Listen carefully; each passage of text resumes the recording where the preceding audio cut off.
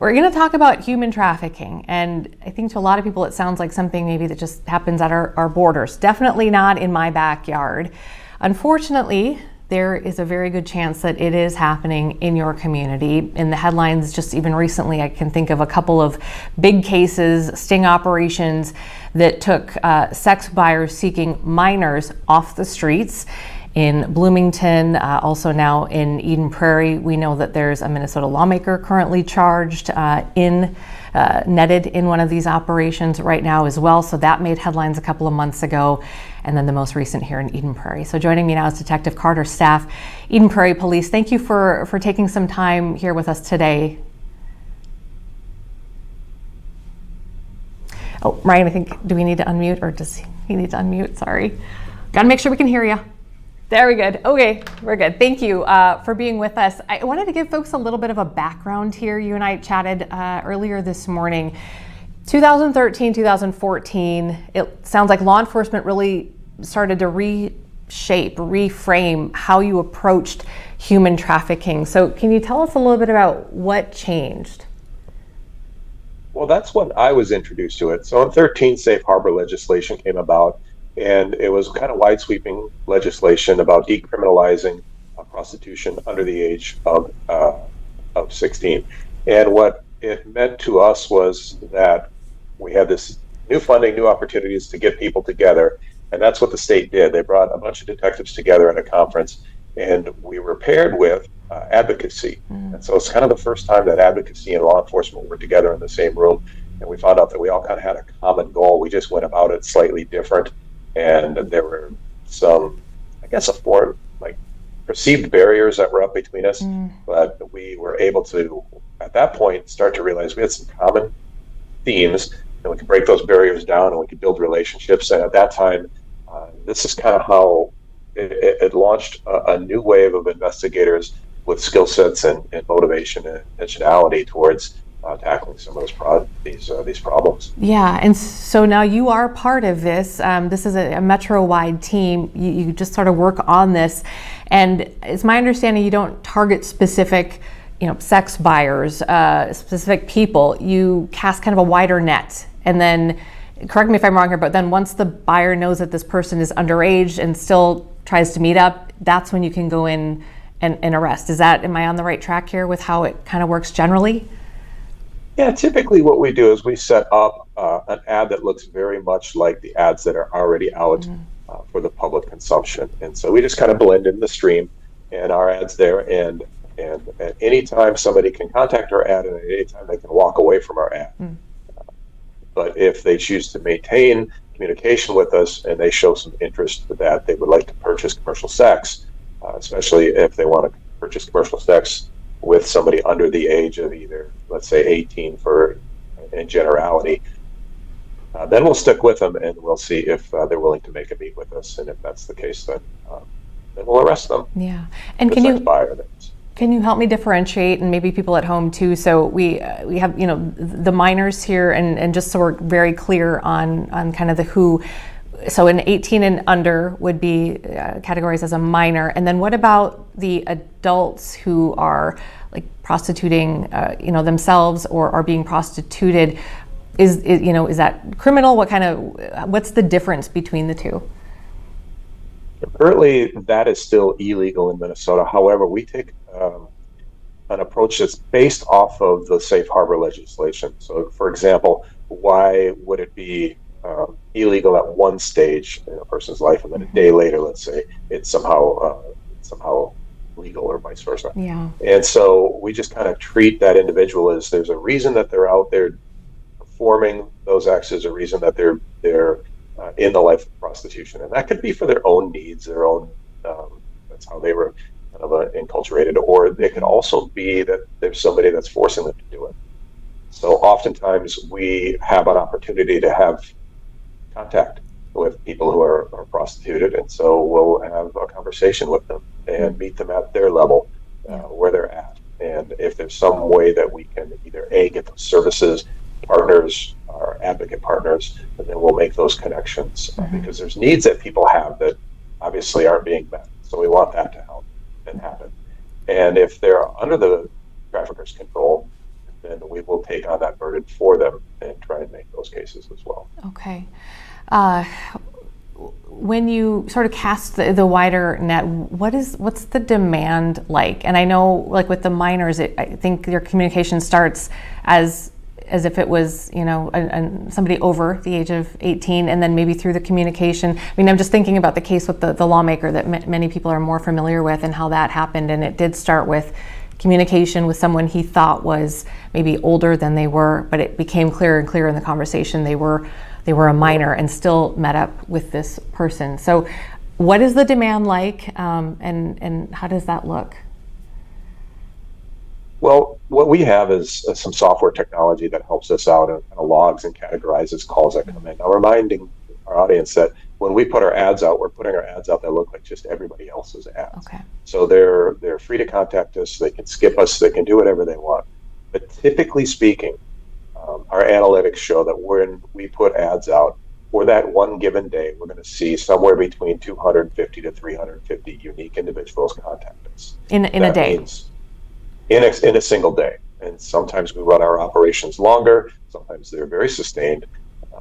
But for the most part, you can count on 250 to 350 contacts per day.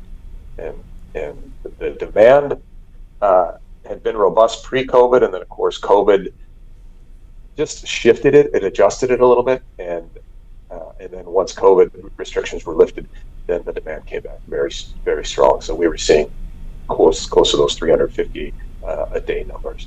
But so and I know obviously I want to be careful not to ask you, and put you in a position where you have to answer questions that are going to sort of reveal tactics and things like that. But I'm curious. So when you talk about contacts, unique callers or phone numbers that you're checking on, are those people responding to sort of very specific ads, or is it kind of general, and so they're really not doing anything wrong by calling, or do they kind of know what they're getting into when they start to make that contact? Usually the websites that they're contacting us off of are very traditional to escort style sites. Okay. We have other tactics that we will use also, but for the most part, what we're speaking of today is just those that reach out to us through an escort site. Gotcha. So, they don't go out and actually physically say, hey, this is a site for prostitution, but everybody on that site is pretty much knows exactly what they're there for. Wow, that demand is something else, and the way you guys can track that's incredible data. Of those people, when you cast that wide net and you start maybe communicating with people, which I can't imagine that heavy lift of trying to get through that many different unique calls and conversations, but I imagine the conversations probably aren't in a straight line either. What is that like to kind of follow the trail of the conversation, and then how many people will actually try to meet up?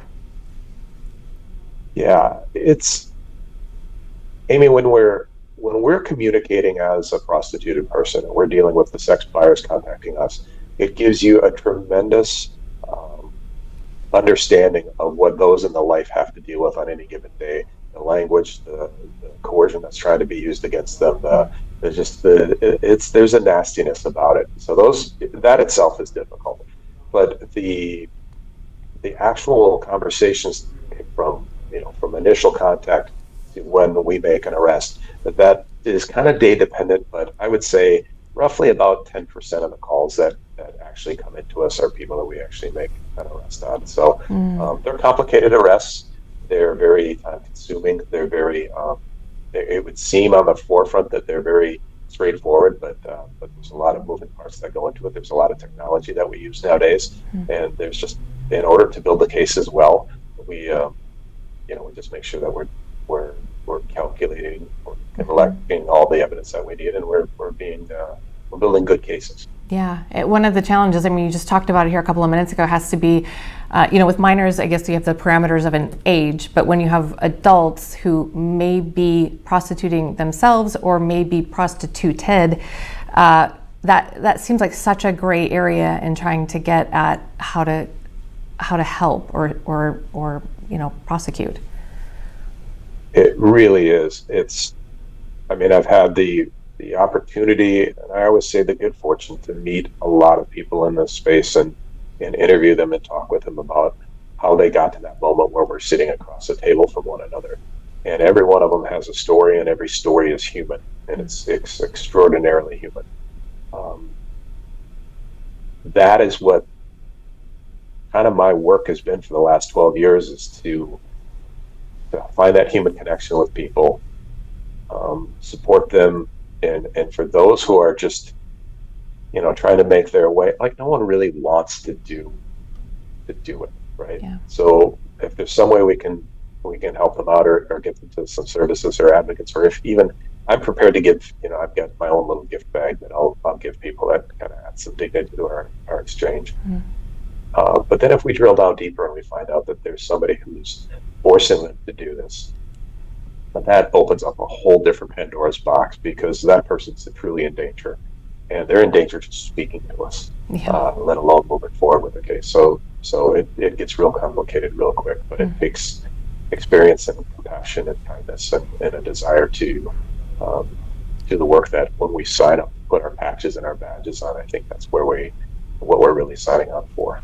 Yeah, it seems like kind of when that Safe Harbor Act, and then subsequently with the types of groups and work that you guys are doing, really the thinking kind of changed. And I'm just hearing it kind of even in your voice. It's just very much more of like a kind of a humanized version of what had been done before. I mean, do you feel like you're getting through to people sometimes when you have those kind of more human interactions? Have you seen people respond to that?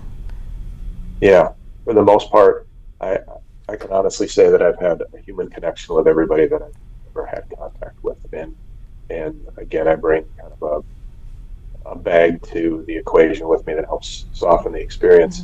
Helps let them know that we care about them. I have a lot of people that make bags for me that make the specific things that I ask for. And when I give them to people, it's just an opportunity for them to know that somebody was caring about you. Somebody outside your world, somebody that you didn't even know about, was caring about you, loving them, and even thinking of you, and kind of is in support of you. So that it's bigger than you think it is, and more people care, and more people are out there to want to help you. And I mean, that is what,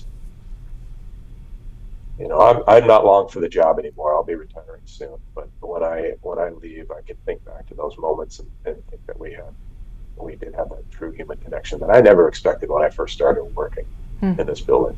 But it'll be the thing that I take with me the rest of my life. Yeah, and it's, you can count success by arrests or convictions, but I imagine that you can't sort of count those intangibles, right? That the lives that you may have. And so obviously the messaging to anybody who might be in this type of situation is that, local law enforcement is not just Eden Prairie. We're talking, this is a metro-wide group that you're a part of with law enforcement in, a lot of different communities here in the metro. So, just wanted to reiterate the message that, that you guys are there to sort of help people if they are feeling victimized or they are in these situations, that they have a place to go and a way out, right?